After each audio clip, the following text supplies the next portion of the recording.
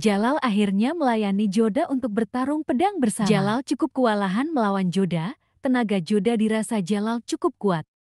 Beberapa kali Jalal terlihat jatuh di ranjang karena kewalahan. Dia sekuat tenaga menahan pedang Joda. Sampai pedang Jalal terbelah dua, kemudian Jalal memuji Joda, dan Joda pun terlihat tersipu malu.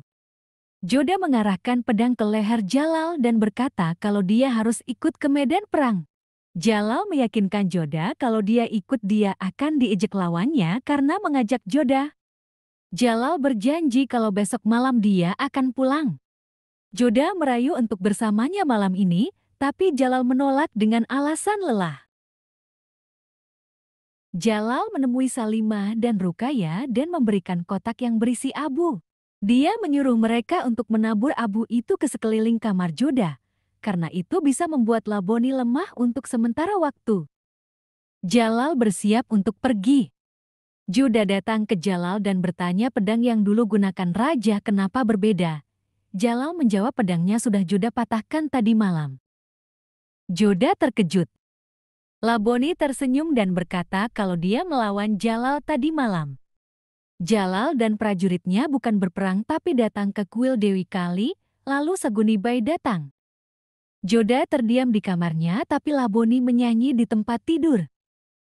Lalu Laboni melihat baju Jalal segera dia mengambil dan menciuminya. Laboni menyuruh Joda memanggil pelayan untuk merias wajahnya. Joda tidak mau tapi Laboni memaksanya. Laboni mengancam untuk menyakiti Arambanu dan akhirnya Joda setuju. Lalu Joda memanggil Mauti untuk segera memanggil Anarkali dan merias Joda. Mauti memberitahu Hamidah dan Salimah tentang Joda. Kemudian Salimah memiliki ide dan menceritakan semuanya ke Anarkali. Anarkali mengingat cerita Salim. Anarkali bertanya pada Salimah apa yang harus dia lakukan. Salimah menjawab kalau dia harus membuat Ratu Joda keluar dari kamarnya. Joda memanggil Mauti dan marah karena Anarkali lama sekali. Saat itu juga Anarkali datang dan langsung saja Joda memarahinya. Jalal melakukan ritual. Jalal langsung berlutut. Semua panik. Sagunibai mengarahkan pedang ke arah Jalal sampai darah muncrat ke wajah Sagunibai. Rahim berteriak. Semua orang terkejut. Adegan lain Anarkali memberi ide supaya Joda mandi dengan parfum yang ia bawa, supaya raja senang selalu di dekatnya. Lalu Joda meliriknya dan menyetujuinya. Jalal dibaringkan di tandu dan ditutup dengan kain putih. Sagunibai berkata tidak ada cara lain untuk menyelamatkan Joda. Anarkali mempersiapkan pemandian Joda dari kejauhan Rukaya dan Salimah mengintip. Joda pun sangat bahagia. Salimah, Mauti dan Rukaya langsung menaruh abu di sekeliling kamar Joda. Anarkali was-was sambil membantu Joda merias, berharap Salimah cepat menabur abu itu. Salimah dan Mauti buru-buru menaruh abu, Joda pun sedang berjalan mengarah ke kamarnya.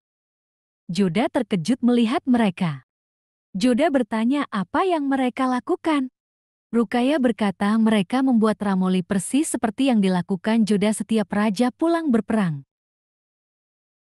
Joda pun percaya dan masuk ke kamarnya. Terlihat Salim dan para prajurit membawa tandu Jalal memasuki halaman istana. Ditaruhnya Jalal di tepi halaman, tak lupa Sagunibai melingkari abu di sekitar Jalal dan juga ada lingkaran kosong yang juga ditaburi abu. Sagunibai menyuruh Salim untuk menemui Joda.